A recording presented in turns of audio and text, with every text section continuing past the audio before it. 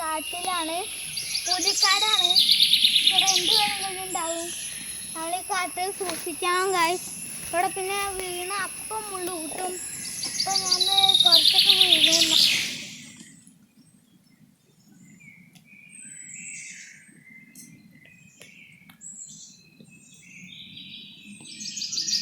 ഇത് കൊള്ളാണ്. ഇവിടെയാണ് എല്ലാവരും വെള്ളം കുടിക്കാൻ വരുന്നത്.